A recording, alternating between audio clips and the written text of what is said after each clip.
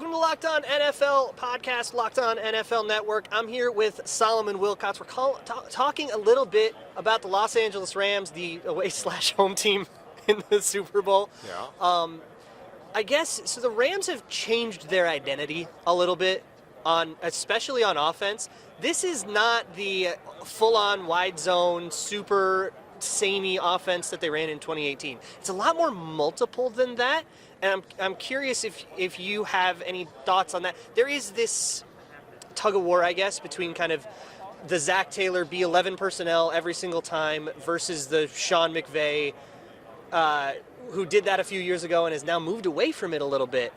I don't know. What do you think about? There's this tug-of-war, and it seems to be conflicting schools of thought.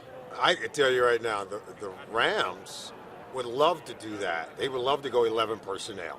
They love to go three wides. Remember a guy, Robert Woods, they lost him. Sure. And Odell Beckham Jr. comes in. They lost their ability to run the football out of that 11 personnel.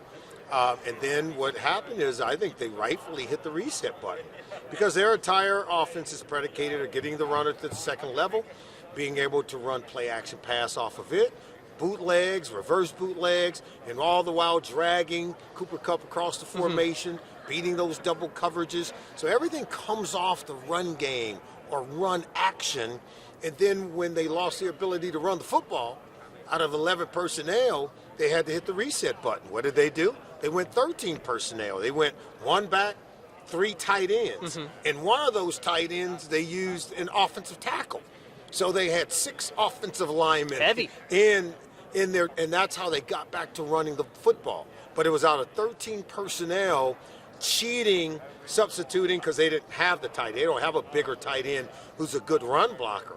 So instead of making that tight end a traditional tight end, they substituted him with an offensive lineman and snuck him on the field so that the defense would think that, I got to cover the pass. And then they caught them with light defenders in the box, and the Rams really got back to the basics of running the football, and that's how they were able to hit the reset button offensively.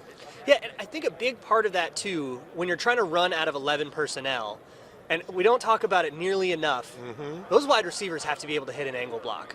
And that's I feel like that's one of those things with Cooper Kupp that he really excels at. Yeah. And everybody wants to look at, that leak thing where then he wheels up and catches a 30-yard pass. Yeah. But that angle block thing or being able to just get himself down and dirty and actually knock out, get a block onto a linebacker that's bigger than him and have the right technique is such a big deal to being able to run out of that 11 personnel. All of their receivers, you're right. Cooper Kupp is very unselfish.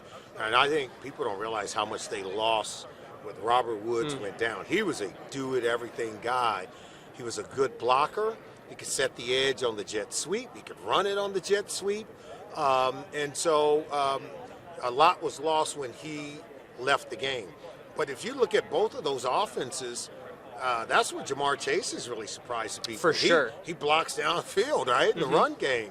All of those guys do. These offenses are very similar in their origins, in terms of foundational concepts.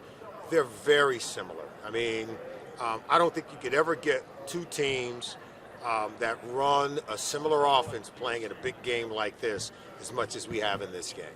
Yeah, it's really fun. And I want to switch a little bit to the defense, which has gone through a few iterations over the years with Brandon Staley, and then Brandon Staley leaves. And now it's Raheem Morris. They have Jalen Ramsey. They have Aaron Donald.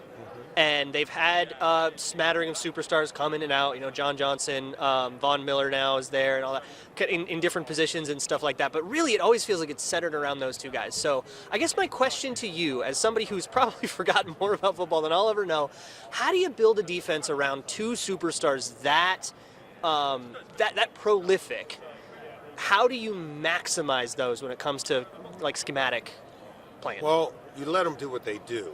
But the reason why, say, Aaron Donald and Jalen Ramsey are great defensive players is because they're multiple.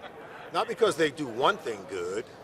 They do multiple things at a very high level. So, for instance, Jalen Ramsey could be an all-pro if he just played in a primary zone cover defense. or if you just play primary in a single man-to-man defense. If you just said, hey, Jalen, you're man-to-man this week, that guy's still going to play at a high level. It could be an all-pro. If you said, okay, we're going to play cover 3 zone concepts, same thing. If you told Aaron Donald, you're going to be an edge rusher this week, he's still going to get to the quarterback.